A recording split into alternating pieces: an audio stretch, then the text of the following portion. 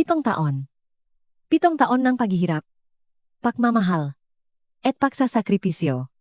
Ngunit sa isang iglap, lahat ng ito ay binaliwala ng isang tao. Hindi lahat ng sugat ay naghihilom sa paglipas ng panahon. May mga sugat na nagtuturo sa atin kung paano lumaban. Ito ang kwento ng isang babaeng hindi nagpatinak, isang asawang hindi nagpaapi. Ito ang paglalakbay mula sa pagiging biktima, patungo sa pagiging reyna, ng sarili niyang buhay. 2:00 madaling araw ang tiktak ng orasan sa dingding. Payapa ang aming silid tulugan, tanging ang marahang hilik ni Rafael ang maririnig. Ang asawa kong inakala kong mahimbing na ang tulog 1 oras na ang nakalipas, ngunit isang bahagyang pagalaw sa gilid ng kama ang nagpamulat sa aking mga matang. Kanina pa nakukunwaring tulog sa ilalim ng makapal na kumot.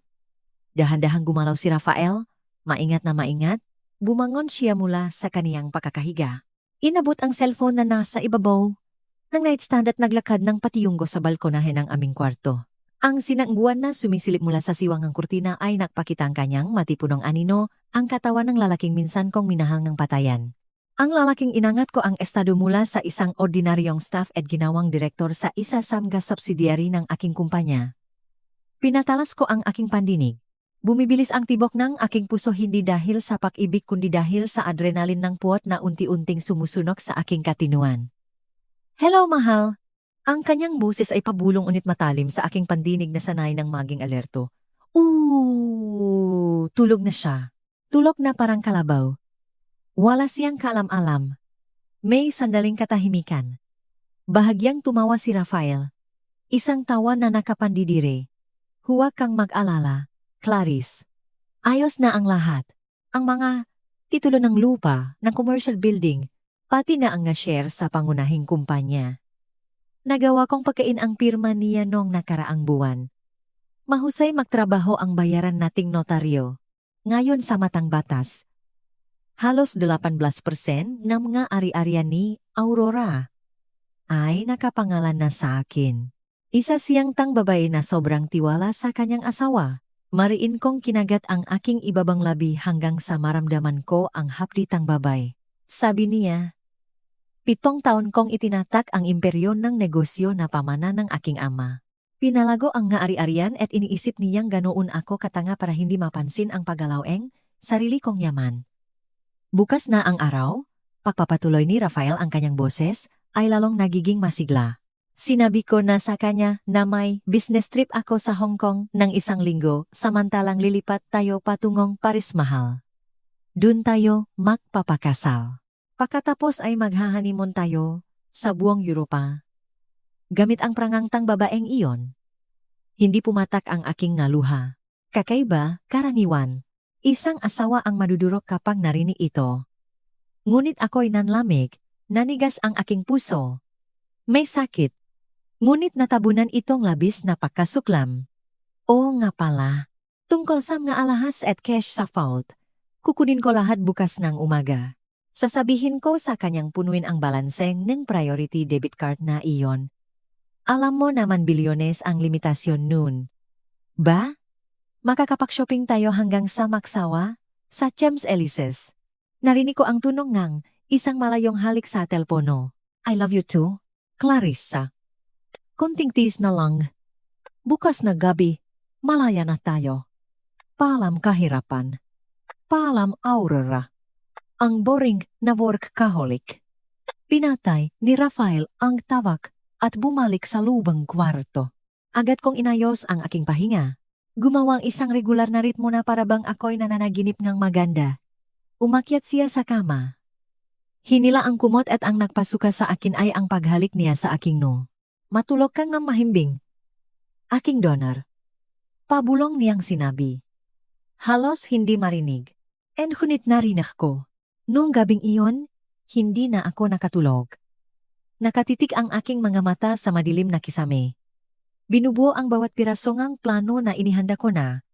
May isang bagay na hindi alam ni Rafael. 3 buwan na ang nakalipas nang una kong maamoy ang pabango ngang ibang babae sa kanyang damit. Kumuha na ako ngang isang pribadong investigador. Alam ko kung sino si Clarice, isang dating model ngang men's magazine na bangkarote at baon sa utang sa mga online loan at tungkol sa mga ari-arian. Maaring iniisip ni Rafael na matalino siya sa panunuhol sa isang notaryo ngunit nakalimutan niya, ako si Aurora. Ang notaryo na sinuhulan niya ay ang aking taong pinakakatiwalaan na umaarte lamang.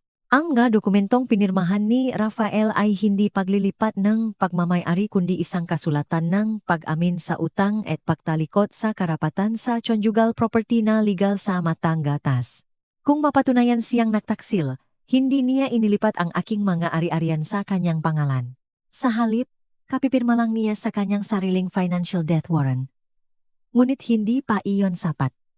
Ang bawiin ang nga ari-arian sa legal na paraan ay masyadong malinis para sa isang taksil na tulad niya. Gusto kong maranasan niyang lumipat ng mataas. Abutin ang mga ulap at pagkatapos ay ihuhulog ko siya sa isang bangin na walang katapusan. Bukas ang kanyang palabas, dumating ang umaga na may maliwanag na sikat ng araw sa lungat sa kadiliman ng aking puso. Nauna akong gumising. Nahanding ang almusal tulad ng isang mapamahal na asawa. Ang paboritong sinanga ni Rafael ay nakahay na sa mesa nang siya ibumaba na may sariwang mukha. Isang mukha na puno ngang pakukunwari. Magandang umaga mahal bati niya saka umupo at sinimulan ang kanyang almusal. Wow! Ang sarap! Talagang ikaw ang pinakamahusay na asawa. Ngumiti ako habang nagsasalin ng kape sa kanyang tasa. Siyempre, may business trip ka pa sa Hong Kong ngayon. Kailangan kong siguraduhin na busok at malusok ka. Bahagyang nabilawkan si Rafael at pagkatapos ay tumawang ang alanganin. Hong Kong. Isang malaking proyekto. Baka maging abala ako. Kaya kung bihira akong mag-reply sa mga mensahe, huwag kang magagalit ha? Naintindihan ko, mahal. Nagtatrabaho ka naman ng husto para sa ating kinabukasan at para kay Dalisay. Malambing kong sagot. Si Dalisay ang aming nag-iisang anak na 5 taong gulang ay natutulog pa sa kanyang silid. Mabuti na lang at hindi niya nakikita ang mapakunwaring mukhang ang tiyanyang ama ngayong umaga. Biglang inilapak ni Rafael ang kanyang kutsara. Naging seryoso ang kanyang mukha. Naka-activate na ang kanyang manipulative mode. Aurora, ganito kasi para sa mga operasyon doon? Kailangan kong malaking liquid na pondo? Limitado na ang company credit card dahil sa pagbabayad sa mga vendor kahapon. Pwede bang mag-transfer ka sa personal debit card ko o kaya punuin mo ang account ko ng mga PHP 40 milyonggo? 40 milyon. Isang napakalaking halaga para sa isang linggong business trip. Gusto niya talagang ubusin ang yaman ko bago tumakas. Tinitigan ko siyang malalim sa mata. Walang bahid ng pakakasala doon. Tanging kasakiman. 4 milyon. Hindi ba't masyadong malaki iyon para sa akomodasyon? May mga client entertainment mahal. Alam mo naman kailangan ng puhunan para makumbinsi ang mga investor. Kapag nakuha ang proyekto, babalik ang pera ngang 10 beses. Pangungumbinsi niya. Hinawakan niya ang aking kamay. Ang kamay na kagabi ay may hawak ng cellphone para tawagan ang kanyang kalaguyo. Sige, sabi ko na may matamis na ngiti. Mamayang tanghali itatransfer ko. Mag-focus ka na lang sa pakahanda. Isang ngitingan tagumpay ang gumuhit sa kanyang ngalabi. Salamat mahal. Pagsapit ng tanghali, nagsimulang kumilos si Rafael. Sumilip ako mula sa siwang ng pintongang aking opisina sa bahay. Binuksan niya ang fold na angkot ay ibinigay ko sa kanya bilang isang tanda ng pekeng tiwala. Mabilis niyang kinuha ang mga tumpok ng US dollars, mga alahas na diamante na pamangang aking ina, isang Rolex na relo at ilang gintong bara. Inilagay niya ang lahat ng iyon sa isang maliit na itim na backpack.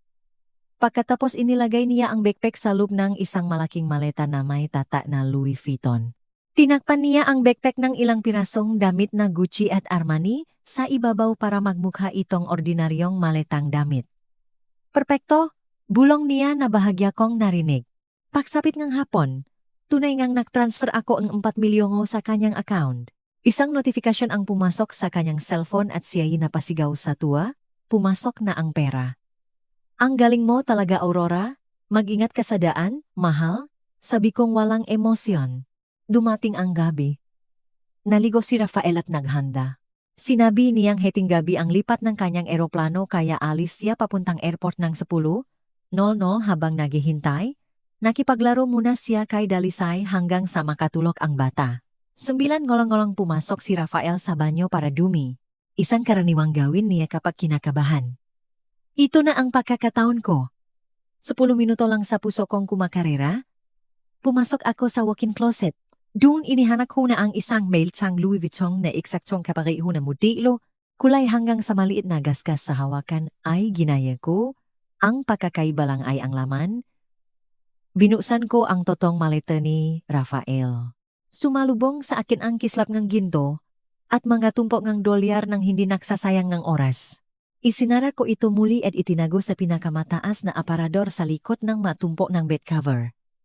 Pagkatapos ay hinila ko ang pekeng maleta na inihanda ko. Ano ang laman? Isang mapanuyang ngiti ang sumilay sa aking labi.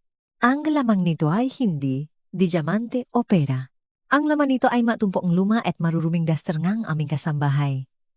Mga basahan sa kusina na mamantika, ilang pirasong ladrilyo para makapareho ang bigat at mga tumpok ng lumang diyaro. Sa pinakaibabaw, naklakay ako ang isang set ng murang damit panloop ng babay na butas-butas at isang papel na may maikling mensahe. Isinara ko ang time bomb na maleta.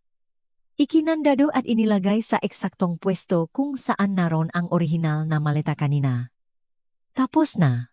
Makalipas ang 1 minuto, lumabas si Rafael mula sa banyo.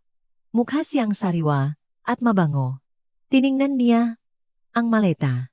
Walang bahid ng hinala. Alis na ako. Aurora, paalam niya. Kinalatkat niya ang maleta. Mabigat din pala ang dala mo para sa 1 linggo. Huwag mong kalimutan ang pasalubong. Sabi ko. Pinipigilan ang tawang malapit nang sumabok sa aking lalamunan. Sigurado dadalhan kita ngang isang bagay na hinding-hindi mo malilimutan. Sagot niya na may dobleng kahulugan. Hinalikan niya ako sa pisngi. Isang halik ni Judas. Pagkatapos ay lumabas ng bahay ng may tiwala sa sarili. Kinalatkat ang malatang puno ng basura mula sa kusina na inakala niyang kayamanan para sa kanyang kinabukasan. Nakatayo ako sa pintuan. Kumakawe. Nang mawala sa kanto ang sinasakyan niyang grep, isang malawak na ngiti ang namutawi sa aking mga labi. Mag-ingat ka, mahal. Masiyahan ka sana sa Paris kasama ang butas-butas na duster. Pumasok ako sa bahay, ikinandado ang pinto, at nagsaling ng isang baso ng mamahaling alak. Umupo ako sa sofa nakatingin sa orasan sa dingding. Ang biyahe papuntang airport ay abutin ng 1 oras. Check-in at imigrasyon. Siguradong hindi nila bubuksan ang maleta hanggang sa makarating sila sa hotel sa Paris bukas. Ngunit ang una kong surpresa ay darating ng mas maaga. Pagdating niya sa airport mamaya, darating ang aking paalam na mensahe. Nagvibrating aking cellphone. Isang notifikasyon mula sa banking app. Ang bank account ng iyong asawa ay na-freeze na. Nagsimula na ang laro. Ang kapaligiran sa NAA. Terminal 3 noong gabing iyon ay medyo abala, ngunit para kay Rafael, ang mundo ay tila pag-ari nilang dalawa. Bumaba siya mula sa taxi na mayabang. Kinalatkat ang malatang Louis Vuitton na pinaniniwalaan niyang naglalaman ng kanyang kinabukasan.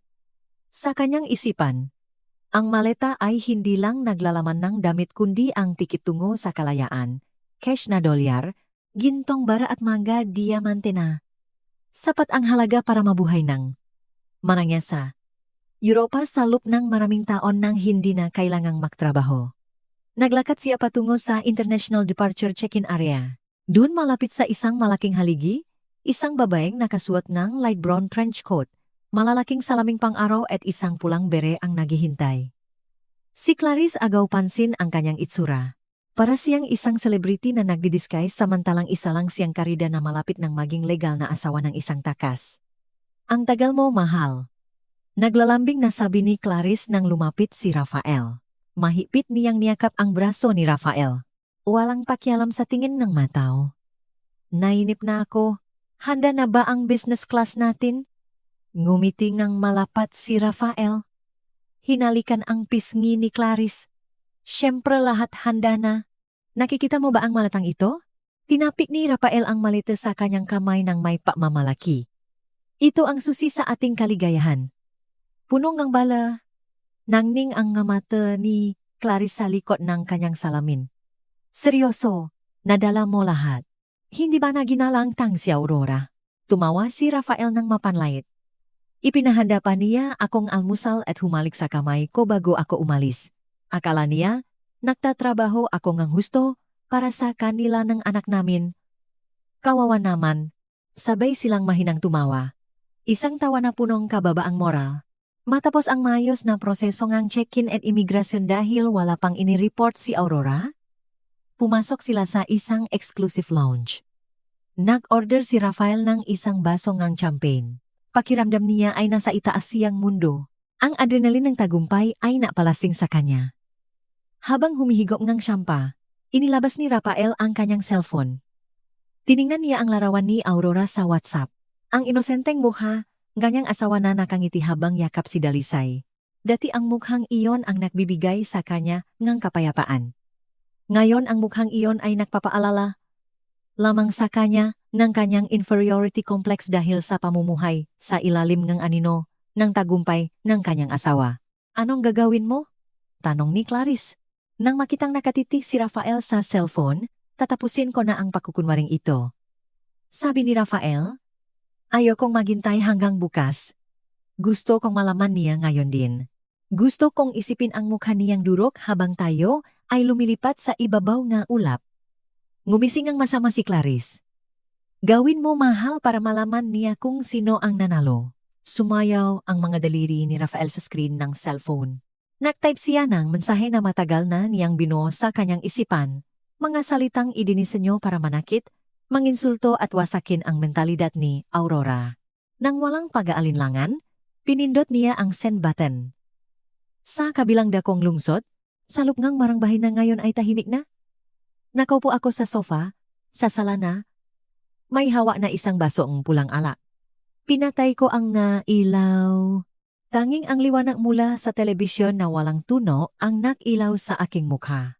Nag-vibrate ang aking cellphone sa ibabaw ng marmol na mesa.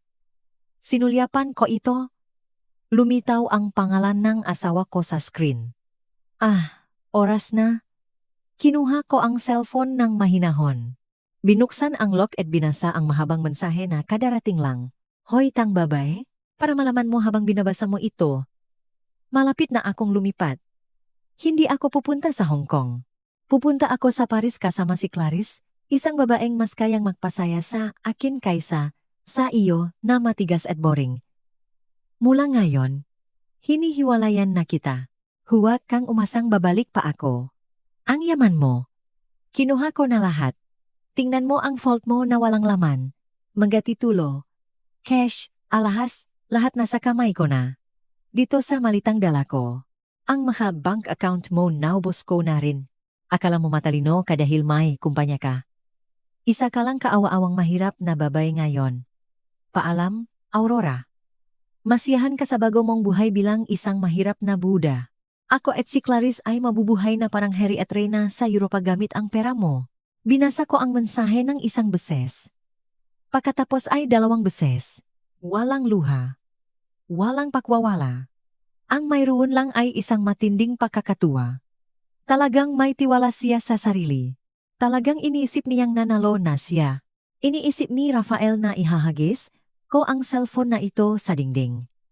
Sisigaw, iyak at tatawagan siya habang nagmamakaawa. Gusto niyang panoorin ang drama na iyon. Noon ako ay isang chess player. Hindi isang artista sa teleserye.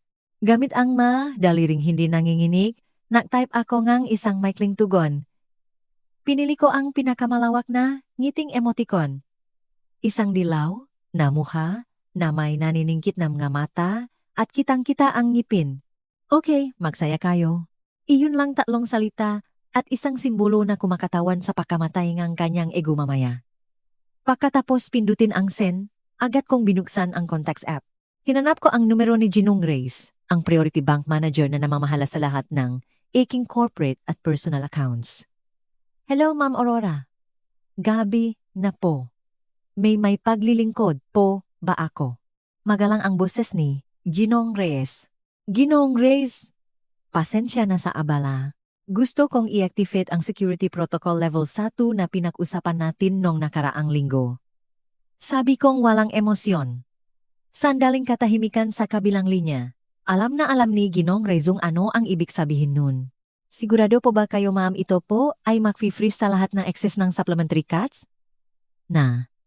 Nakapangalan kay si Rafael kasama na ang priority debit card?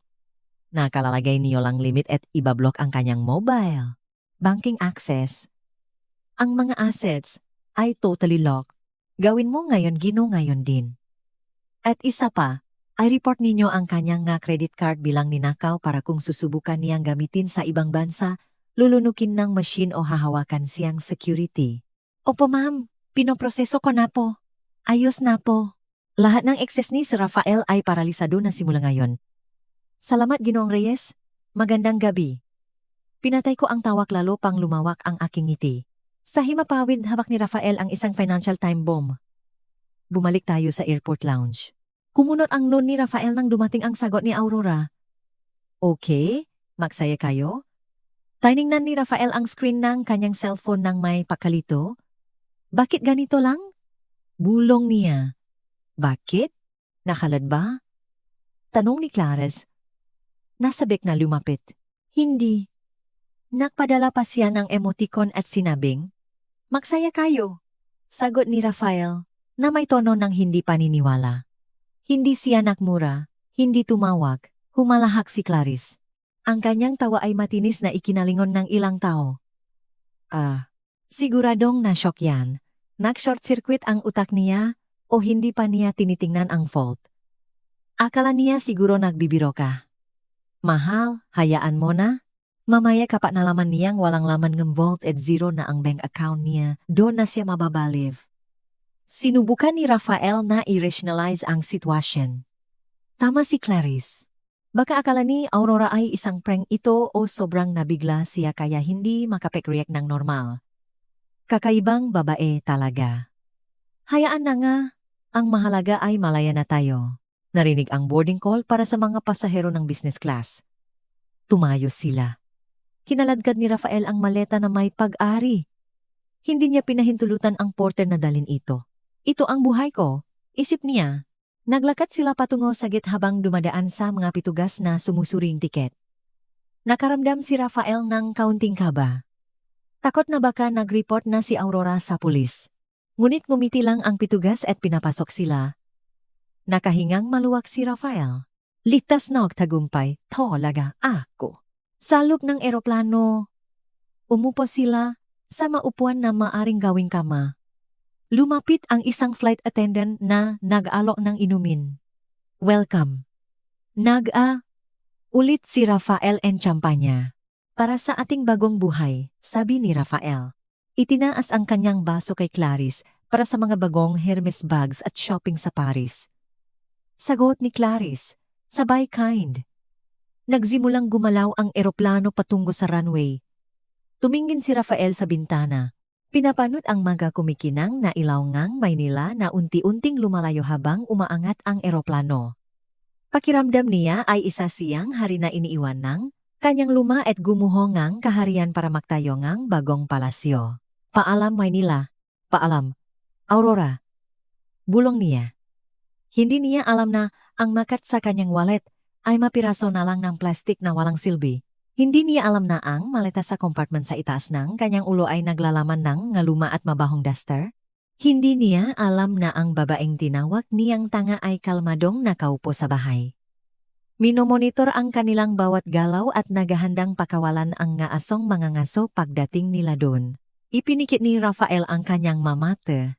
Iniisip ang sarili na naglalakat sa Chaps Elise pumapasok sa isang Louis Vuitton boutique at binibilhan si Clarice na lahat ng gusto nito gamit ang platinum debit card ni Aurora. Imahinasyong iyon ay napakaganda, napakatoto.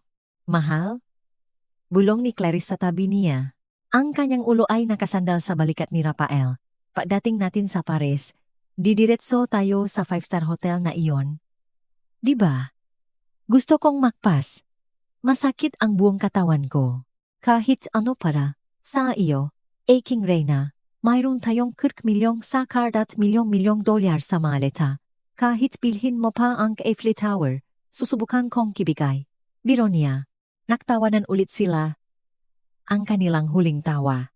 Bago ang bagyo, tinusok na eroplano ang madilim na ulap ng gabi. Dala ang dalawang sakim na tao patungo sa isang tadhana, na isinulat muli ng isang nasaktang asawa. Sa ibaba, unti-unting naglaho ang Maynila. Ngunit ang paghihiganti ni Aurora ay kasisimula palang lumipat. Mas mabilis pa kaysa sa eroplanong iyon. Naghihintay sa kanila sa Paris na may nakamamatay na ngisi sa bahay. Inilapak ko ang baso ng alak na walang laman. Nagtungo ako sa silid. Hinalikan ang noo ng aking anak na mahimbing na natutulog. Umalis na ang tatay mo. Anak, pabulong kong sinabi. Pinili niya ang daan tungo sa kanyang pakawasak. Mula bukas itatayo natin ang sarili nating kaharian. Walang nga parasito, walang nga taksil. Bumalik ako sa master's bedroom. Tiningnan ang bakanteng bahagi niyang kama ni Rafael. Malamig. Ngunit hindi ko alam kung bakit. Ngayong gabi, nararamdaman kong mainit. Ang sakit ng puso ay naroon pa rin.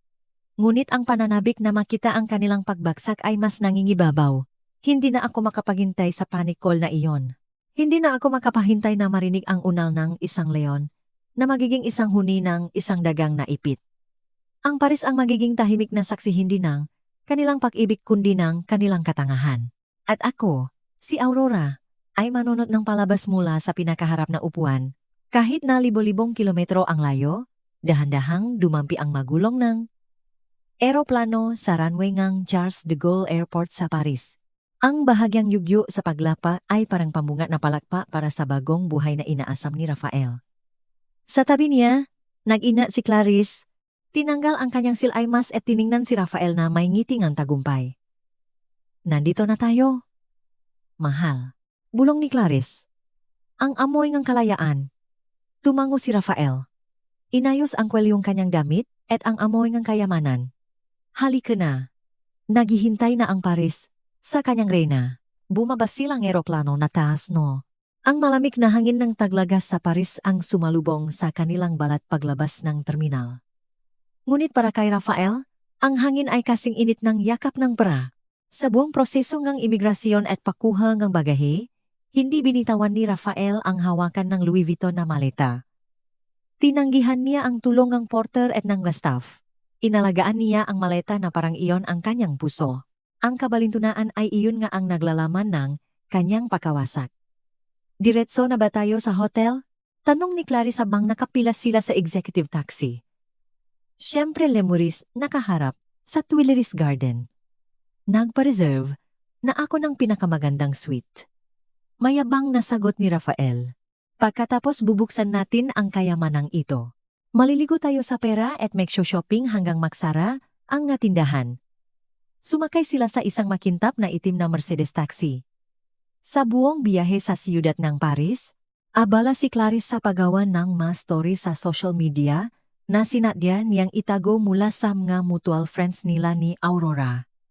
Ngunit nakalimutan niyang si Aurora ay may mga mata kahit saan. Si Rafael naman ay nakangiti lang habang pinagmamasdan ang Eiffel Tower sa malayo. Pakiramdam niya ay nasakop na niya ang mundo. Pagdating sa marangyang 5-star hotel, isang unipormadong bellboy ang nagbukas ng pinto para sa kanila. Ang isang dambuhalang chandelier na kristal sa lobby ay sumasalamin sa kintab ng marmol na sahig. Naglakad si Rafael patungo sa reception desk nang may tiwala sa sarili. Samantalang si Clarice ay umupo sa isang velvet na sofa. Nagukunwaring abala sa kanyang cellphone para magmukhang isang socialite. Bonjour monsieur. May I help you? Magalang na bati ng babaeng receptionist sa Ingles na may matinding French accent. May reservation ako sa panggalan ni Rafael Pratama. Presidential suite. Mayabang na sabi ni Rafael habang inilalagay ang kanyang pasaporte sa mesa. Saglit na natip ang receptionist sa kanyang computer. Uwi, Mr. Pratama. Para po sa deposit at full payment ng kwarto para sa isang linggo, maari ko po bang mahiram ang inyong credit card? Siyempre. Inilabas ni Rafael ang isang makintap na itim na priority debit card. Angkat na pinaniniwalaan niyang naglalaman ng 4 milyong na transfer ni Aurora kahapon. Iniabot niya ito ngang may estilo. Ipinasok ng receptionist ang card sa machine. Sandaling katahimikan. Beep, isang pulang ilaw ang umilaw. Kumunot ang nuang receptionist. Sinubukan ulit. Beep, pulayul pumanin. Monsieur decline po ang card. Magalong niyang sabi. Ngunit bahagyang nagbago ang kanyang tingin. Tumawa ngang bahagya si Rafael. Isang pilit na tawa. Impossible. Priority card yan na walang limit. Baka sira ang machine ninyo o mahina ang koneksyon. Subukan mo ulit. Sinubukan ng babae sa pangatlong beses. Pareho pa rin ang resulta. Decline pa rin. Miss you, ang nakalagay po ay pickup card. Dapat po itong I hold for security reasons. Pero dahil bisita po kayo, ibabalik ko na lang. May iba pa po ba kayong card? Nagsimulang mamasa ang mukha ni Rafael. Ramdam niya ang malamig na pawis na tumutulo sa kanyang likod. Ito ay siguradong system error ng bangko sa Pilipinas. Mga walang kwentang bangko, bulong niya. Gamitin mo ito. Inilabas ni Rafael ang kanyang personal na platinum credit card na isang supplementary card mula sa pangunahing account ni Aurora. Pip. Declined.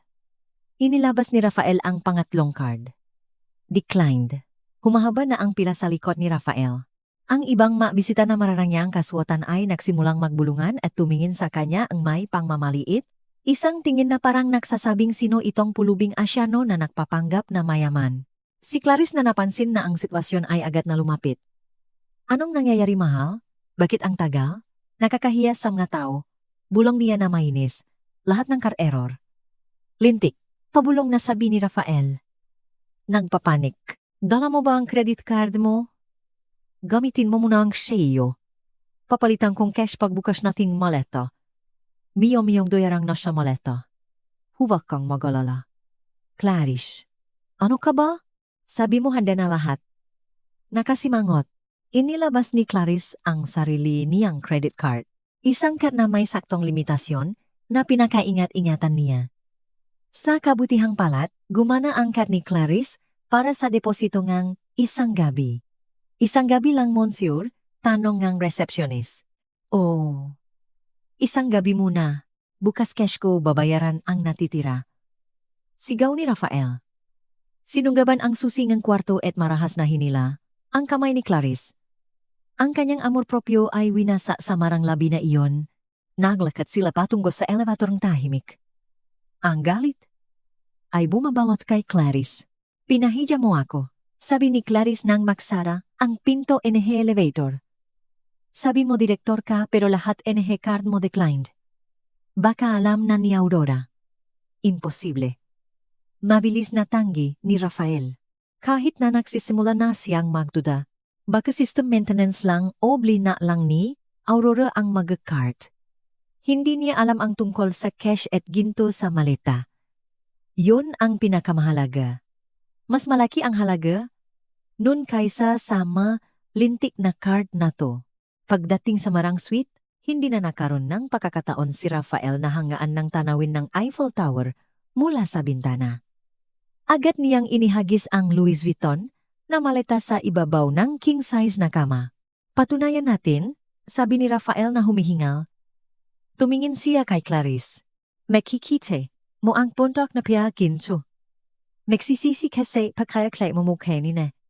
Ne Cruz na braso si Clarice. Si buksan mo gayong ne. Nangginginig ang kamay ni Rafael habang pinipihit ang kombinasyon ne kandado. Click. Bumukas ang isang kandado. Click. Bumukas ang kabila. Kumakabok ang puso ni Rafael. Iniisip ang kislap ng ginto na magpapakalma sa kanyang kaluluwa. Sa isang madramang kilos, hinila niya ang zipper at binuksan ng maluwag ang maleta. Wala, natigil ang kanyang salita sa lalamunan. Nanlaki ang kanyang matahalos lumwa. Huminto ang kanyang hininga na parang may nakikitang kamay na sumasakal sa kanya. Katahimikan. Ang marang kwarto ay napunong katahimikan. Tanging ang tikta ngang orasan sa dingding ang maririnig. Sa loob ngang maleta, walang tumpok ngang berdeng dolyar, walang kislap ngang gintong bara, walang nga kahon na pelus na naglalaman ng madiamante.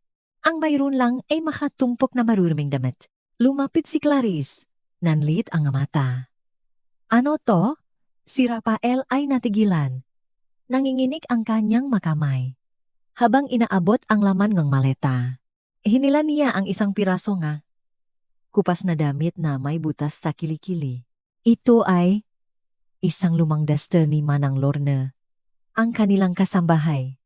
Hinila niya ang isa pang tela, isang basahan sa kusina na may mamansa pangang mantika at tuyong sarsa. Ang amoy ay maasim. Ang amoy nga, lumang pawis at pampalasa, ay agad na kumalat sa lupngang mabangong kwartong hotel. Sa ilalim ngang tumpok ngang gaduster at basahan may ilang piraso ngang pulang ladrilyo na binalot sa lumang diyaro. Ang pabigat na nakparamdam. Sa kanya nakapanipaniwala ang bigat ng maleta. Nasaan ang bra?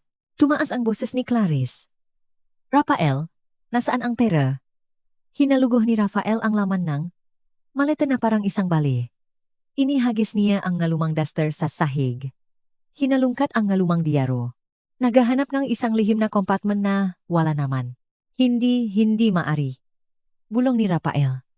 Ang kanyang mukha ay putlang-putla na parang bangkay. Ako mismo ang naglagay. Nakita ko ang ginto ang pera. Tapos ay may napansin ang kanyang mamata. Sa ilalim ng maleta, sa ilalim ng tumpok ng basura, may isang kulay, rosas na sobre na mabango. Sobrang salungat sa nakapandidiring laman ng maleta. Nanginginig. Binuksan ni Rafael ang sobre. Sa loob nito ay isang litrato at isang piraso ng papel. Ang litrato ay isang selfie ni Aurora na matamis na, nakangiti habang hawa ang ngatumpo ng dolyar at ang kuwintas na diamante na dapat sanay nasa maleta at ang sulat sa papel ay isinulat sa magandang gintong tinta. Hello, mahal kong dating asawa. Kumusta ang Paris? Maganda ba? Sana magustuhan mo ang bago kong koleksyon ng gaduster para sa Taglagas. Manggalumayan ni Manang Lorna. Naitatapon na sana pero naisip ko mas bagay sa iyo at sa paborito mong kabit kaysa sunugin. Akala mo hindi ko alam. Akala mo tanga ako. Pinakpalit ko ang maleta habang tumatae ka, Rafael. Habang abala ka sa pagtatapon ng dumi mo, tinapon ko rin ang sarili kong dumi ikaw mula sa buhay ko. Masiyahan ka sa Paris nang walang ni isang kusing. Patay na ang makar mo. Zero na ang yaman mo. At o nga pala, Clarice. Sana mahili ka sa mga lalaking mahirap dahil si Rafael ngayon ay mas mahirap pa kaysa sa pulubi sa kanto nga EDSA. Maligayang pagiging mga palaboy sa ibang bansa. Nakmamahal. Aurora, ang tunay na may-ari ng iyong yaman, nahulog ang papel mula sa kamay ni Rafael. Nanlambot ang kanyang matuhod. Bumaksa siya sa makapal na karpet ng sahi. Napaligiran ng butas-butas na duster at basahan sa kusina. Rafael. Ang sigah ni Clarice ang bumasa sa katahimikan. Sinunggaban ng babay ang papel. Binasa ito at pagkatapos ay ibinato ang kanyang handbag sa mukha ni Rafael. Gago kang manoloko.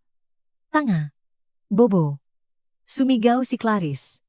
Pinagahampas si Rafael ng kanyang bag. Sabi mo mayaman ka. Sabi mo nakuha mo na lahat. Basura lang pala ang dala mo. Nasa Paris tayo, Rafael. Nasa Paris na walang pera.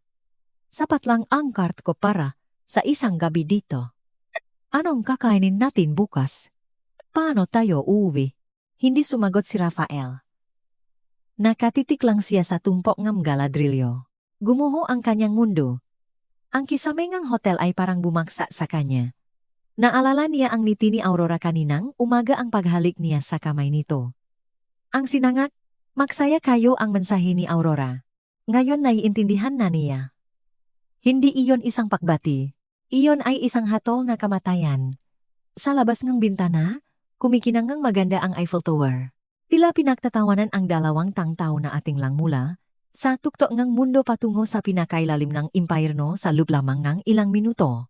Ang unang gabi sa Paris na dapat sana ay punong pagnanasa at karangyaan ay naging isang suntukan na walang referee. Ang presidential suite sa hotel ay magulo na ngayon hindi dahil sa pag-ibigan kundi dahil sa digmaan. Manloloko kang hayop ka. Sigaw ni Clarice. Pause na ang kanyang boses dahil 2 oras na siyang walang tigil sa pagmumura. Inihagis ni Clarice ang unan. Maliit na florera hanggang sa menunga room service kay Rafael na nakasulok sa sofa. Ang dating mayabang na mukha ni Rafael ay gusot na ngayon. May pulang gasgas sa kanyang pisngi. Bakas ang kuko ni Clarice nang mag-agawan, sila sa wallet para tingnan ang natitirang cash na ilangang 5,000 piso at ilang barya lang pala ang euro. Clarice, Kumalma ka muna. Kailangan nating mag-isip ngang maayos. Pagtatanggol ni Rafael, itinaas ang kanyang nga kamay. Hindi mababago ngang pakmumura ang laman ng maleta. Mag-isip ng maayos. Humalakak si Clarice. Ang luhang galit ay nagpatakbo ngang kanyang maskara kaya't muha siyang multo. Kinalatkat mo ako sa ibang bansa. Nangako ngang patatamis na bibili nga Air Hermes bag maglilibot sa Europa. Pero basura lang pala ang dala mo. Alam mo, Rafael, iniwan ko ang dati kong sugar daddy para sayo. Itinaya ko ang lahat dahil akala ko nagtagumpay ka sa panloloko sa asawa mo. Ikaw pala ang nalokong husto. Ang masalitang iyon ay tumusok sa puso ni Rafael na loko ng husto. Paulit-ulit sa kanyang isipan ang masalitang iyon. Ang imaheng nakangiting si Aurora habang inaabot sa kanya ang maleta ay patuloy na bumabagabag sa kanya. Gaano siya katanga? Gaano siya naging kampante? Sa pag-aakalang si Aurora ay isang simpleng may bahay na walang alam. Si Aurora ay isang negosyante. Sanay siyang bumasang ang kilos ng kalaban, at si Rafael ang sarili niyang asawa ang pinakamadaling basahin. Mayroon pa tayong tiket pauwi ba? Biglang tanong ni Clarice, ang kanyang mata ay naning sa pag-asa. Tingnan mo ang email mo. Tiket pauwi. Agad na kinapon ni Rafael ang kanyang bulsa para sa cellphone. Sinubukan niyang buksan ang email confirmation ng flight ngunit tila ayaw siyang iwan ng kamalasan. Lintik! Sabi ni Rafael. Bakit? Huwag mong sabihin kinansila ang tiket natin. Nangginginig ang boses ni Rafael. Kadarating lang ng notifikasyon. Ang pagbilingang tiket ay kinantsyalangang pangunahing cut holder dahil sa hinalangang pandaraya. Si Aurora kinantsala niya ang tiket natin pauwi. Napasigaw ngang malakas si Clarice at bumaksak sa sahig. Humagulgol siya habang pinapalo ang mamahaling karpet. Natrap sila sa ibang kontinente. Walang pera, walang tiket pauwi. At bukas ng umaga kailangan na nilang umalis sa hotel na ito dahil ang deposito mula sa credit card ni Clarice ay sapat lang para sa isang gabi. Dumating ang umaga sa Paris na may kulay abong langit na tila nakikiramay sa sinapit ng dalawang sakim na ito. 11 ng umaga tumunog ang telepono sa kwarto. Ipinaalala ng receptionist ang oras ng check-out. May kabigatan sa kanilang mga paa. Lumabas sina Rafael at Clarice ang kwarto. Kumakalam ang kanilang ngatian. Hindi pa sila kumakain mula pa noong nasa eroplano sila. Ang gutom ay nagsimulang kumain sa kanilang katinuan. Nag-iwan ng isang primal na insting para mabuhay. Kinalatkat ni Rafael ang Louis Vuitton na maleta. Itinapon na niya ang laman nito. Ang maladrilyo at basahan ay iniwan niya sa basurahan ng banyo. Ngayon ang maleta ay walang laman kasinggaan ng kanyang dignidad.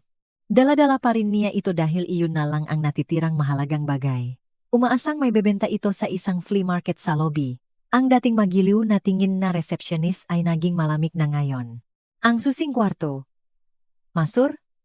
Sabi niyang walang ngiti. Matapos ang proseso ng pag-ayos ng papeles, itinulak sila palabas ng umikot na pinto ng hotel pabalik sa malamig na bangketang Paris. Ang hangin ng taglagas na tumatagos sa buto ang sumalubong sa kanila. Ipinulupot ni Clarice ang kanyang manipis na trench coat. Nanginginig siya hindi lang sa lamig kundi sa takot. Ano na ngayon? Tanong ni Clarice. Gutom na ako, Rafael. Gusto kong kumain. Gutom din ako, Clarice. Huwag kang mag-inarte. Sigaw ni Rafael. Ang stress ay nag-alis ng kanyang pasensya. Halika. Mahanap tayo ngang libreng wifi. Kailangan kong tawagan si Aurora. Siya lang ang tanging paraan. Hihingi kang tulong sa kanya. Wala ka bang hiya? Pang-uyam ni Clarice. Wala akong pakialam sa hiya. Gusto mo bang mamatay sa lamig dito at maging palaboy? Naglakad sila sa Rue de Rivoli. Ang mga pastry shop ay nagpapakita ng mga croissant at macaron sa kanilang mga salamin na nagpatulo ng kanilang lawe. Ngunit hanggang lunok lang sila. Ang mga taong dumadaan ay nakaistilong damit, nagtatawanan at nag-enjoy sa buhay. Pakiramdam ni na Rafael at Clarice ay para silang madayuhang itinapon. Sa wakas, nakahanap silang isang pampublikong parke na may libreng wifi. Umupo si Rafael sa isang malamig na bangko. Nanginginig ang kanyang makamay habang binubuksan ang WhatsApp. Nandun pa rin ang pangalan ng asawa ko. Dati gusto niya itong burahin. Ngunit ngayon ang pangalang iyon ang kaniyang tanging pag-asa. Pinindot ni Rafael lang video call button. Nagre-ring. Nakriring. Halos lumabas ang puso ni Rafael. Sagutin mo, Aurora. Pakiusap. Sagutin mo. Biglang nagbago ang screen. Lumitaw ang mukha ni Aurora. Nakaupo siya sa kanyang malaking upuan sa opisina, na nakasuot ng isang eleganteng puting blazer. Sa likod niya ay tanawin ng skyscraper ng Makati. Mukha siyang makapangyarihan, maganda at ang pinakamasakit para kay Rafael napakasaya. Hello, dating asawa. Sabi ni Aurora ngang walang emosyon. Walang galit sa kanyang boses. Tanging isang nakatakot na katahimikan. Kumusta ang Paris? Nasiyahan ka ba sa pamimili? Aurora. Basak ang boses ni Rafael. Halos maya na siya. Aurora. Tulungan mo ako. Tulungan mo kami. Na-stranded kami. Hindi humakana ang mga kart. Kinansila ang tiket pauwi. Wala kaming nisang kusing. Hindi pa kami kumakain. Sa screen. Dahan-dahang humigop ng kape si Aurora. Ah, ganun ba? Sayang naman. Narinig ko pa naman na masarap daw ang escart. Aurora. Huwag kang makbiro. Seryoso ito. Pagmamakaawa ni Rafael, ibinaba niya ang kanyang boses. Itinapon ang kanyang ego. Patawarin mo ako, Aurora. Nakamali ako. Naging tanga ako. Humihingi akong tawad sa pagtataksil ko. Sa pakiusap, magpadala ka lang ng counting para makabili kami ng tiket pauwi. Pangako babayaran ko pagdating sa Maynila, luluhod ako sa paanan mo. Si Clarice sa tabi ni Rafael ay lumapit din sa screen. Ang kanyang mukha ay nagmamakaawa. Ma'am Aurora, tulungan niyo po kami ma'am? Nakamali po ako. Tumawa si Aurora, isang tawa na malutong ngunit matalim. Nakakatuwa kayong dalawa. Kahapon tinawag niyo akong tangbabay. Ngayon nagmamakaawa kayo na parang maga basang sisiw. Sabi ni Aurora. Tumalim ang kanyang tingin. Makinig ka, Rafael. Hiwalay na tayo sa mata ang Diyos nang sabihin mo ang talak sa akin. Sa pamamagitan ng text, sa batas, inaayos ng abogado ko. Kaya huwag mo na akong tawaging asawa. Pero Aurora, mamamatay ako dito. Problema mo na yan. Mabilis naputol ni Aurora. Abala ako. Nagpapalago akong kumpanya. Nagpapalawa ang negosyo na matagal, nang nahadlangan dahil masyado akong abala sa pag-alaga ng isang spoiled na asawang tulad mo. Ngayon wala ngang pabigat na nangangalang Rafael. Lumilipat ang kumpanya ko. In-enjoy ko ang yaman ko. Maisa kasama ang anak ko. Walang maparasito, Aurora. Kahit para na lang kay Dalisay. Sinubukan ni Rafael na gamitin ang kanyang huling baraha, ang kanilang anak. Tumigas ang mukha ni Aurora. Huwag mong babanggitin ang pangalan ng anak ko gamit ang marumi mong bibig. Nasabi ko na kay Dalisay na ang tatay niya ay nagpunta sa malayo at baka hindi na bumalik dahil pinili niya ang maling daan. Ayos lang siya. Masaya siya kahit wala ang isang ama na nagnanakaw ng perang kanyang ina. Aurora, tama na Rafael. Masiyahan ka sa bakasyon mo. Gusto mong maging palaboy sa Paris? Sige. Iyan ang nararapat na parusa para sa isang lalaking pinapakain ang kanyang kabit-gamit ang prangangang asawa. At para sa Clarice, tiningnan ni Aurora nagdiretso si Clarice sa pamamahitan NG screen, sao na si Rafael, buong-buo na siyang sayo, libre. Walang yaman, walang posisyon, walang dignidad. Masiyahan ka sa basurang ninakaw mo. Click, naputol ang tawag. Tinitigan ni Rafael ang screen ng cellphone na bumali sa home screen. Walang laman. Ang kanyang huling pag-asa ay winasa ng walang awa. Hinayaan niya, talaga tayong mamatay. Bulong ni Clarice. Putlang-putla ang kanyang mukha. Nagsimula ngang lumubog ang araw. Nagsimula ngang umilaw ang mga ilaw sa kalye. Lalong lumamig ang hangin. Lalong kumalam ang kanilang mga tiyan sa gutom. Tumayo sila mula sa bangko. Hindi alam kung saan pupunta. Ibenta mo ang malatang yan, biglang sabi ni Clarice. Mahanap tayo ng segunda manong tindahan. Orihinal yan, di ba? Siguradong may bibili. Nagkaroon ng kaunting pag-asa si Rafael. Tama, ang LV na malatang ito ay nakakahalaga ng daan-daang libo. Kung may bebenta agad, baka makapera sila para sa pagkain at isang murang hotel. Naglakad sila. Naghahanap ng isang luxury second-hand. Matapos maglakad ng halos 2 kilometro, nakahanap sila ng isang vintage shop na bukas pa.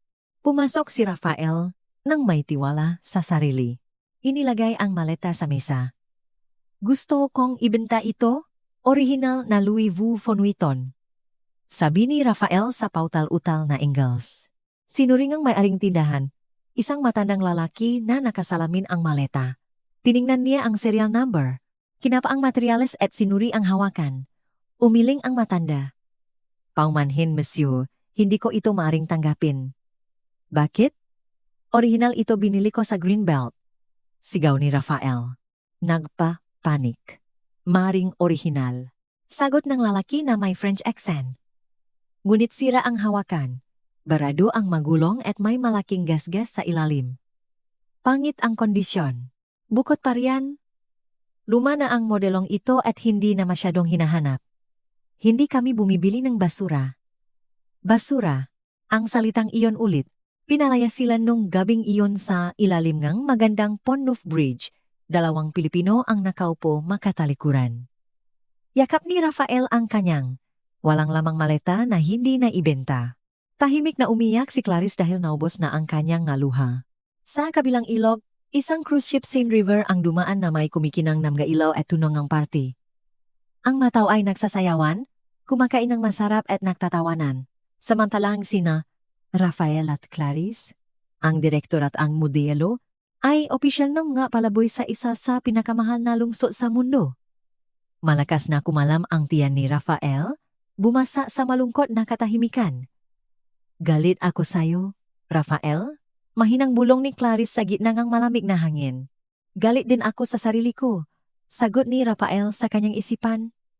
Ipinikit ang kanyang mamata. Umaasang isa lang itong masamang panaginip ngunit ang lamig sa kanyang balat ay sobrang totu para itangyong araw. 3 araw nang mumuhay sina Rafael at Clarice bilang mga palaboy sa ngalansangan ng Paris. Ang lungsod na tinaguriang pinakaromantiko sa buong mundo ay naging isang bukas na bilangguan na nagpapahirap sa kanila. Wala nga mamahaling pabango sa kanilang mga katawan. Pinalitan na ito ng amoy na maasim na pawis na may halong alikabo. Ang mag-branded na damit na suot nila nga umalis, ang silk na polo ni Rafael at ang body dress ni Clarice ay mukhang katawa-tawa. Gusot, marumi at hindi kayang labanan ang lamig ng hangin ng taglagas na tumatagos sa buto. Masakit na ang tiyan ni Rafael. Ang kanyang gutom ay hindi na simpleng pagkalam kundi isang pisikal na sakit na nagpapahilo sa kanya. Sa tabi niya, si Clarice ay nakasandal sa mamasa-masang father na isang estasyon na metro. Putlang-putla ang kanyang mukha. Bitak-bitak ang kanyang mga labi. Ang babaeng dati ay laging mukhang sariwa dahil sa milyon-milyong halaga ng pagpapaganda ay para na ngayong isang lokal na pulubi. Kailangan kong kumain. Rafael. Daing ni Clarice. Mahina na ang kanyang boses. Walang lakas para magmura. Gawin mo ang dapat gawin ng isang lalaki. Napalunok si Rafael ng mapait na laway. Ang kaniyang dignidad bilang isang dating direktor ay matagal na niyang isinuko para mabuhay. Kahapon, sinubukan niyang ibenta ang kanyang mamahaling relo sa mga dumadaan ngunit inakalan nilang ito ay ninakaw o peke at iniwasan siya. Ngayon wala na siyang ibang pagpipilian. Tumayo si Rafael na nanginginig ang binti. Naglakad siya patungo sa isang bulangeri o panaderya sa kabilang kalsada. Ang amoy ng mainit at bagong lutong tinapay ay kumalat sa hangin. Tumusok sa kanyang ilong at nagpatulo ng kanyang laway. Nakita niya ang isang turista na katatapos lang kumain at iniwan ang tray sa mesa sa labas. Mayroon pang kalahating piraso ngang sandwich at tirangang malamig na kapadun. Sa isang mabilis na kilos na parang magnanakaw, sinunggaban ni Rafael ang tirang sandwich. Hoy, alis diyan! Sigaw isang waiter na nakakita sa kanya. Winawagaywe ang isang servileta na parang nagtataboyng langaw. Tumatakbo si Rafael pabalik kay Clarice. Yakap-yakap ang pirasong ng tinapay na kinagatan ng ang iba na para bang iyon ay isang gintong bara. He! Inabot ni Rafael ang tinapay kay Clarice. Tiningnan ni Clarice ang tinapay. Enehe, may pandiditira-tira ito, Rafael. Binibigyan mo ako enehe basura. Kainin mo o mamatay ka sa gutom. Sigaw ni Rafael. Sumabog ang kanyang emosyon. Siya mismo ay kinagat ang dulo ng tinapay ng may kasakiman. Wala nang pakialam. Sa kalinisan, nang makita ni Rafael na kumaka, negang primalanstan ni Clarice, ang pandidi ay natalo enehe gutom. Inagaw niya ang natitirang tinapay. Mula sa kamay ni Rafael at ni Lamon, ito na parang isang hayop. Sa loob enehe ilang segundo naubos ang tinapay. Pareho silang humihinggal. Nakatinginan na walang laman ang mata. Hindi busog. Ngunit ang laman sa kanilang tiyan ay nagbigay daan sa kanila na mag-isip ng mas malinaw na nagdala sa kanila sa katotohanan kung gaano kasira ang kanilang buhay.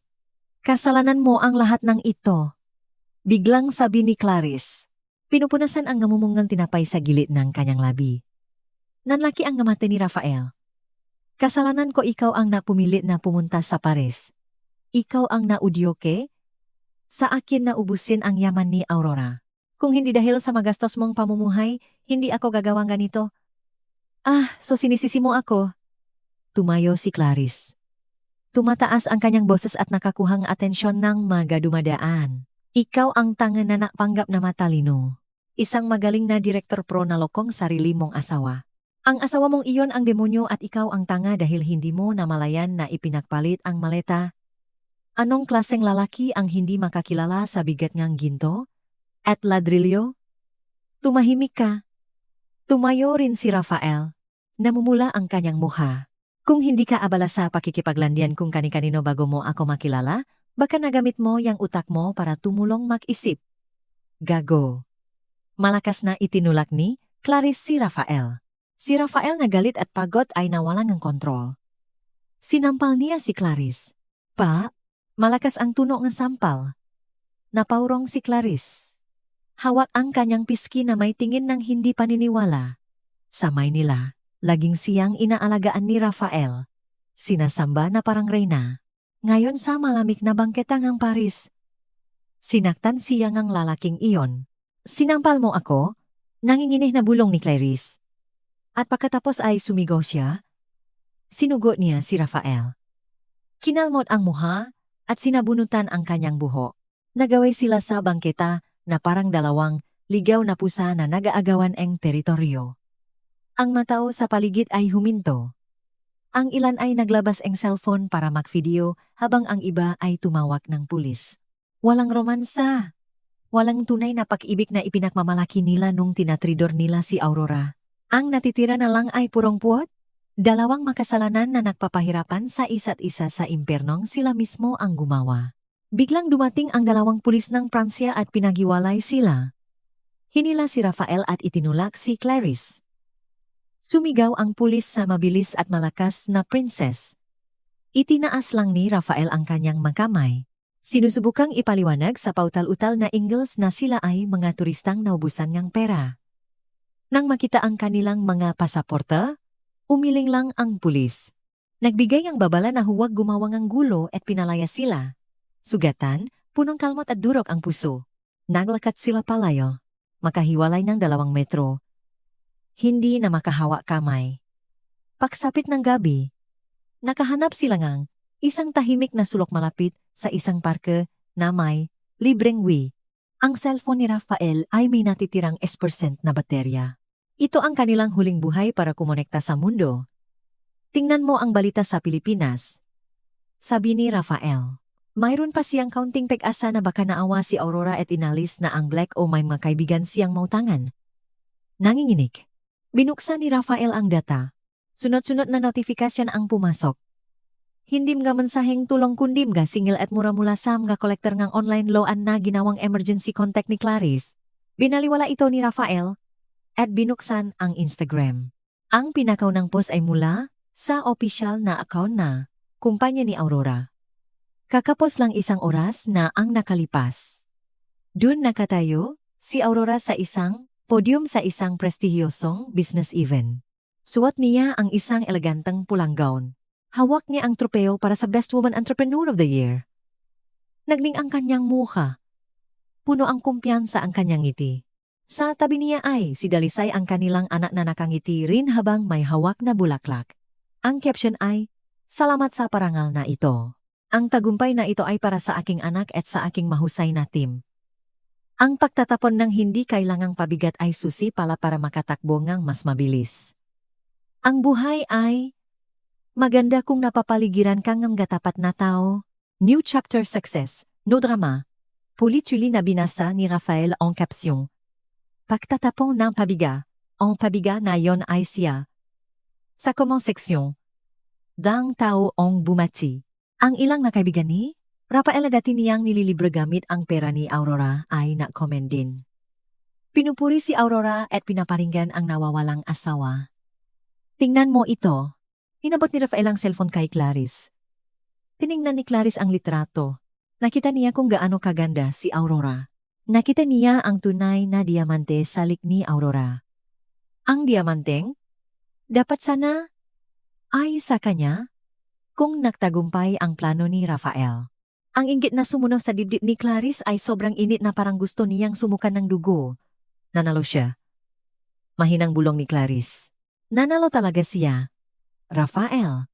Nagpipiesta siya doon habang tayo ay nag-agawan ng tirang tinapay dito. Biglang dumilim ang screen ng cellphone. Kumislap ang logo ng low battery at pagkatapos ay namatay. Naging itim ang screen. Patay. Ang kanilang huling koneksyon sa mundo ay naputol na. Ang kanilang pag-asa ay namatay kasabay ng cellphone. Ibinagsak ni Rafael ang cellphone sa lupa. Isinupsop niya ang kanyang muha sa kanyang ngatuhot at nagsimulang umiyak. Hindi iyak ng tunay, na pagsisisi kundi iyak ng isang talunan na hindi matanggap ang pagkatalo. Aurora. Umungol si Rafael sa kalangitan ng Paris. Nawala ang kanyang boses sa hangin. Sa malayo, kumikinang ang L Tower na parang isang higanteng gitnang daliri na itinuturo sa kanila ng mundo. Naintindihan ni Rafael na hindi na ito tungkol sa pag-survive. Ito ay isang instant na parusa. Hindi na kailangang dumihan ni Aurora ang kanyang makamay para patayin sila. Hahayaan niya lang silang mabuhay at ang oras ang dahan-dahang magpapahirap sa kanila hanggang sa mabaliw.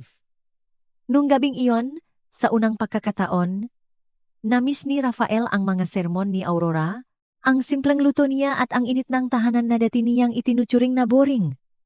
Ngunit ang lahat ng iyon ay parang milyon-milyong taon na ang layo, hindi maabot ng maruruming kamay ng isang taksil. Lumipas ang 2 linggo. Ang Paris ay hindi nalungsot ng mailaw kundi isang malamig na libingan para sa dignidad ni Rafael. Nagsimula ngang bumagsak ang lamig ng taglamig. Nagyelo, sam nga natitirang piraso ngang kanyang pagkatao. Umalis na si Clarice. 3 araw na ang nakalipas. Nawala ang babay. Sumama sa isang matandang dayuhan na nakilala niya sa isang bar. Ipinagpalit ang kanyang katawan para sa isang mainit na sopas at isang kama. Iniwan si Rafael na mag-isa. Yakap ang walang lamang Louis Vuitton na maleta sa isang mabahong pasilyo nga estasyon ng metro. Nang sa wakas ay nagsagawa ng regular na raid ang mga pulis ng imigrasyon, hindi tumakbo si Rafael. Sumuko siya na may blankong tingin. Tanggap na. Pasaporte na paso. Visa na paso. Ileal ka. Malamig na sabi ng opisyal habang ipinupuse siya. Sa loop ng sasakyan na magdadala sa kanya sa deportation center, tiningnan ni Rafael ang kanyang refleksyon sa salamin. Hindi na siya isang direktor o isang asawa. Isa na lang, siyang paketeng basura na handang ipabalik sa Pilipinas para harapin ang isang mas malupit na katotohanan. Lumapak ang eroplano ng Philippine Airlines sa Nayahabang. Malakas ang buhos ng ulan sa Maynila. Ang langit ay kulay abo at malungkot. Katulad ng kinabukasan ng lalaking nakaupo sa pinakalikurang upuan ng economy class, sa pagitan ng 2 matipunong opisyal ng imigrasyon. Umuwi na si Rafael Pratama. Ngunit ang kanyang pag-uwi ngayon ay ibang-iba sa kanyang pag-alis. 2 linggo na ang nakalipas. Wala ang exclusive lounge, walang champagne at walang mayabang na ngiti. Suot niya ang isang lumang hoodie na bigay ngang social services ng Pransya. Payat ang kanyang mukha. Tinubuan ngang magaspang nabalbas at ang kaniyang gamata ay malalim at walang buhay. Ang amoy ng kanyang katawan ay pinahalong maasim na pawis at kawalan ng pag-asa. Habang dumadampi ang gulong ng eroplano sa runway, naalala ni Rafael ang sandaling ipinadala niya, ang malupit na mensahe kay Aurora. Paalam. Mahirap na babae. Sulat niya nun, sinampal siyang kabalingunaan ng sobrang lakas na gusto niyang masuka. Ngayon siya na ang mahirap sa yaman, mahirap sa dignidad, at mahirap sa moralidad. Lakad! Utos NG opisyal, sa tabi niya nang uminto ang eroplano. Hinabayan si Rafael palabas. Umaasa siyang makakatakas siya palabas ng airport at maglalaho sa mga iskinita ng Maynila. Ngunit si Aurora ay isang chessmaster na laging nag-isip ngang 10 hakbang sa unahan, hindi lang niya blin ang ATM card. Siniguro rin niya ang isang karapat-dapat na pagsalubong para sa kanyang asawa. Paglabas mismo ang eroplano, 4 na pulis na nakauniforma ang nahihintay. Isa sa kanila ay may hawak na pulang folder. Kayo po ba si Ginong Rafael Pratama? Tanong ng pulis. Mahinang tumango si Rafael. Nangingini ang kanyang mga tuhod. Inaaresto ka namin sa kasong paglustayng pondong kumpanya ang PT Ariniseja na nakakahalaga ng 15 bilyong pamemeka ng madokumento at pagnanakaw ng malahas. Ito ang warrant of arrest. Hindi na nakapagtanggol si Rafael. Click. Ikinabit ang malamig na posa sa kanyang pulso. Ang tunog na iyon ay mas nakakatakot pa kaysa sa hatol na kamatayan. Ang mataong kadarating lang ay nakatingin sa kanya. Ang ilan ay nagbubulungan, ang ilan ay nagvi-video. Yumukoong malalim si Rafael. Umaasang mabibiyak ang sahig at lalamunin siyang buo. Pakalipas ng 3 araw sa visiting area ng isang detention facility, nakaupo si Rafael sa isang malamig na bakal na upuan. Suot niya ang isang orange na damit ng preso. Kinalbo na siya. Mukha siyang mas matanda ng 10 taon. Naghihintay siya ng may kaba. Sinabi ng kanyang abogado na may gustong makipakita sa kanya. Bumukas ang pinto. Ang amoy ng mamahaling pabango ay pumasok. Isang amoy na pamilyar kay Rafael. Ang amoy tahanan. Ang amoy karangyaan na dati niyang sinayang. Pumasok si Aurora. Mukha siyang napakaganda. Suot niya ang isang navy blue na damit na elegante. Nakayos ang kanyang buhok at may manipis na makeup. Dala niya ang isang tunay na Hermes bag, hindi isang maleta. Na punong ng basura. Umupo si Aurora sa harap ni Rafael, pinaghihiwalay ng isang salamin na mesa. Walang emosyon sa kanyang mukha, tanging isang katahimikan na parang isang lawa bago ang bagyo. Aurora. Basta ang boses ni Rafael punong pigil na iyak. Aurora. Patawarin mo ako. Tinitigan siya ni Aurora. Hello Rafael. Kumusta ang bakasyon mo? Narinig kong nadupok ka dahil sa pamamali mo sa Champs-Élysées. Nakakahiya para sa isang dating direktor. Nakamali ako, Aurora. Nakamali ako. Lumuhod si Rafael sa mesa. Sinusubukang abutin ang kamay ni Aurora. Ngunit inalis ni Aurora ang kanyang kamay nang may pandidipakyusap. Bawiin mo ang kaso mo, Aurora. Ayokong makulong. Gagawin ko ang lahat. Maging katulong mo. Driver mo. Kahit ano para kay Dalisay. Aurora, kailangan ni Dalisay ng isang ama. Nang marinig ang pangalan ni Dalisay, tumalim ang mata ni Aurora. Huwag mong babanggitin ang pangalan ng anak ko. Nawalan ka ng karapatan na banggitin ang pangalan niya nang sinubukan mong nakawin ang kanyang kinabukasan para magpakasaya kasama ang kalaguyo mo. Si Clarice ang nagpilit sa akin. Siya ang nagudyok. Sinubukan ni Rafael na ibaling ang sisi. Lumabas na naman ang kanyang kaduwagan. Tumawang ng bahagya si Aurora, isang tawa na tumutusok. Laging naninisin ang iba. Alam mo Rafael, 6 na buwan kong alam ang tungkol sa inyo, nanahimik ako. Binigyan kita ng pagkakataon. Hinintay kong matauhan ka. Pero anong ginawa mo? Pinlano mo pang ubusin ang yaman ko. Akala mo tanga ang notaryo? Akala mo hindi ko alam na pinake mo ang pirma ko? Nanlaki ang mga mata ni Rafael. So lahat ng iyon ay isang patibong. Lahat. Oo. Kalmadong sagot ni Aurora. Ang ₱1,000,000 na inilipat ko sa debit card mo ay pekeng pondo? Mula sa isang virtual account na isinadya kong ma-autoblock kapag may transaksyon sa ibang bansa. Ang madokumentong ari-arian na dala mo ay macholort photocopy lang na walang legal na visa, at ang maleta. Ngumisi si Aurora. Isang ngiti na nakpatigas ang dugo ni Rafael. Ang malatang iyon ngang aking obra maestra. Gusto kong maramdaman mo kung paano ang nasa tuktok ng pag-asa. Tapos ay ibabagsak sa pinakailalim ng katotohanan.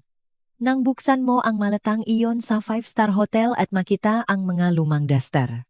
Iyon ang sandaling nasiyahan ako. Ipinakpalit mo ang isang asawang diamante para sa mga ladrilyo. Kaya binigyan kita ng tunay na mga ladrilyo. Humagulgol si Rafael. Ang kaniyang puso ay durok hindi dahil sa pagsisisi kundi dahil naintindihan niyang talo na siya. Talo sa talino. Sa diskarte at sa moralidad mula sa babaeng minamaliit niya. Gaano ako katagal makukulong? Aurora? Mahina niyang tanong. Hihanda ng abogado ko ang makaso. Pagluste. Pamimiki. Pagnanakaw. Sa mga ebidensyang hawak ko hindi bababa sa 12 taon? Malamig na sagot ni Aurora. At paglabas mo matanda ka na, mahirap at maisa. Walang kukuha sa isang dating preso. Ang sama mo, Aurora. Ang sama mo. Tumayo si Aurora. Binalak mong iwan ako at ang anak mong walang di isang kusing. Gusto mong magdusa kami habang nagsasaya ka sa Europa. Ibinabalik ko lang ang itinanim mo, Rafael. Ito na ang iyong anihan. Inayos ni Aurora ang kanyang bag. Handa ang umalis. O nga pala, isa pa, humarap si Aurora bago lumabas. Ang 18 diborsyo ay napagdesisyonan ng korte. Ang kustodya ni Dalisay ay nasa akin na. Lahat ng ari-arian ay bumalik na sa akin. At ang bahayang nga magulang mo na isinanla mo para sa online sugal noong nakaraang taon. Kukunin na sa ng bangko pero binili ko. Ang nga magulang mo ay nakatira na lang doon dahil sa awa ko kaya huwag kang umasang matutulungan kanila. Bumagsak si Rafael mula sa kanyang upuan. Napaupo siya sa malamig na sahig. Umungol ng walang tuno. Ubos na lahat, ubos na siya, ay binalatan ng buhay ngang sarili niyang kasakiman. Paalam, Rafael, masiyahan ka sa bago mong mundo. Sabi ni Aurora at lumabas ng hindi na lumingon. Epilogo. Isang taon ang lumipas, isang marangyang rooftop restaurant sa isang skyscraper sa Makati ay punong tawanan. Nakatayo si Aurora sa gitna. May hawak na basong alak, napapaligiran ng nga kasamahan sa negosyo at nga kaibigan. Ipinagdiriwang nila ang paglawak nga niyang kumpanya sa pandaigdigang merkado. Congratulations, Ma'am Aurora. Napakagaling ng iyong nga nagawa ngayong taon. Puri ngang isang dayuhang investor. Salamat. Ito ay dahil sa pagsisikap ng team at kapayapaan ng isip. Matapos kong itapon ang nakalalasong basura, sagot ni Aurora na may makahulugang ngiti sa isang sulok si Dalisay. Na 6 na taong gulang na ngayon ay masayang naglalaro kasama ang kanyang yaya. Lumaki siyang matalino at masaya. Malayo sa aninong kanyang ama. Naglakad si Aurora patungo sa balkonahe. Tiningnan ang mga kumikinang na ilaw ngang siyudad. Hinaplos ng hangin ang kanyang mukha. Pakiramdam niya ay malaya, napakalaya. Naalala niya ang huling balita tungkol kay Clarice. Nahuli ang babae sa hangganan ng Italia dahil sa kasungang imigrasyon at prostitusyon. Ngayon ay nakakulong sa isang bilangguan ng nga babae doon walang dumadalaw. Samantalang si Rafael ay nagtitiis sa loop ng New Belief Prison. Naging biktima ng pambubuli ng ibang mga preso na galit sa mga white-collar criminal. Nahanap ng hustisya ang kanyang daan. Humigop si Aurora ng alak. Ang lasa ay matamis kasing tamis ng tagumpay. Natutunan niya ang isang mahalagang aral sa buhay. Huwag gisingin ang isang natutulog na leona at huwag maliitin ang isang tahimik na asawa. Dahil kapag ang isang mabait na asawa ay naging masama, kahit ang demonyo ay upo para kumuha ng aral. Ngumiti si Aurora. Bumalik sa party. Iniwan ang madilim na nakaraan at hinarap ang isang kinabukasan na kasingkinang ng diamanteng hindi nanakaw ngang kanyang asawa. 5 taon ang lumipas. Ang gininto ang sikat ng araw sa hapon. ay dahan-dahang tumagos sa mga dahon ng niyog sa isang pribadong villa sa El Nido, Palawan. Ang hangin ay mabango. Amoy ng mangga bulaklak ng kalachuchi at kapayapaan. Malayo sa ingay ng Maynila at sa mga alaalaang korte at kulungan, nakaupo si Aurora sa isang upuan na yantok. May hawak na libro. Hindi na siya ang Aurora 5 taon na ang nakalipas na naghihintay sa kanyang asawa na may kaba. Ang Aurora ngayon ay mukhang mas bata. Malusok ang balat at nawala na ang mga guhit ng pag-alala sa kanyang mukha. Mama! Mama! Tingnan mo. Ang masayang sigaw ay bumasak sa pag-isip ni Aurora. Si Dalisay na taong gulang na ngayon ay tumatakbo paakyat sa hagdan. Mahaba ang kanyang buhok at masaya ang kanyang mukha. Hawak niya ang isang maliit na gintong tropeo. Nanalo ka na naman sa piano recital? Tanong ni Aurora. Iniabot ang kanyang kamay para yakapin ang kanyang anak. Opo. Sabi ngang mahurado. Perpekto raw ang furelis ko. Sabi rin ni Tito Adrian. Tama raw ang tempo ko? Ngumiti nga malapat si Aurora. Hinalikan ang ulo ni Dalisay. Ang galing talaga ng anak ni Mama. Proud na pro ako sa angalang Adrian na binanggit ni Dalisay nakpalingon kay Aurora mula sa daan. Isang matipunong lalaki na nakasuot ng puting linen na polo ang naglalakat. Si Adrian, isang kilalang landscape architect na nakilala ni Aurora sa isang charity project 2 taon na ang nakalipas. Ang lalaking ito ay mangiba kay Rafael. Hindi kailanman nagtanong si Adrian tungkol sa bank account ni Aurora. Hindi siya humiling ng mga mahaling bagay. Siya pa nga ang laging nagpapaalala kay Aurora na magpahinga. Minahal ni Adrian si Dalisay na parang sarili niyang anak, hindi bilang isang paraan para manipulahin ang ina nito. Congratulations, Princess! Bati ni Adrian habang inaabot ang isang strawberry glato kay Dalisay. Salamat po, Tito Adrian. Kinuha ni Dalisay ang ice cream at tumakbo papunta sa duyan. Umupo si Adrian sa tabi ni Aurora. Hinawakan ang kanyang kamay. Masaya siyang lumalaki. Aurora, naktagumpay ka. Tiningnan ni Aurora si Dalisay. Uminit ang kanyang puso.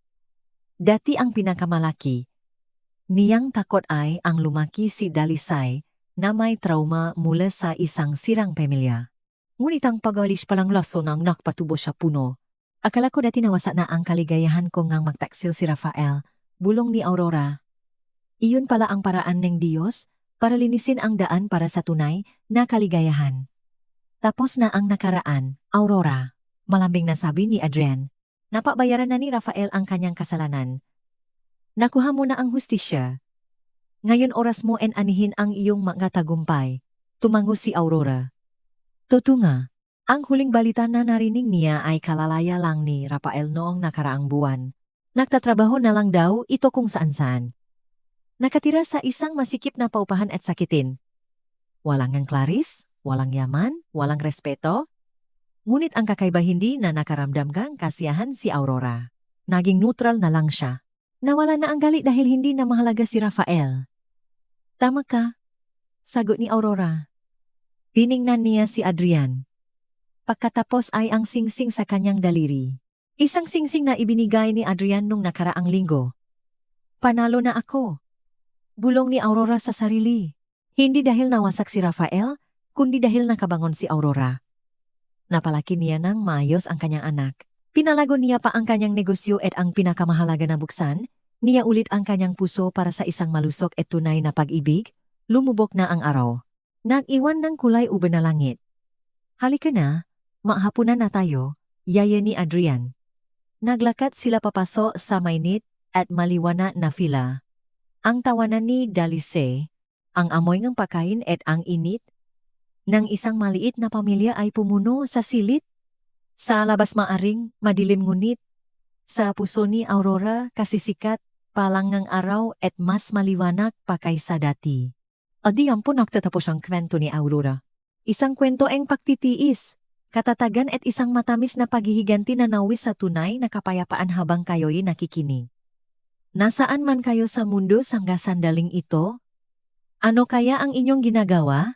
Kayo ba'y naglalagbay pauwi mula sa trabaho? Nagpapahinga sa inyong tahanan? O marahil ay nag-isip-isip kasama ang isang tasa ng kape? Nais kong malaman ano ang inyong naramdaman?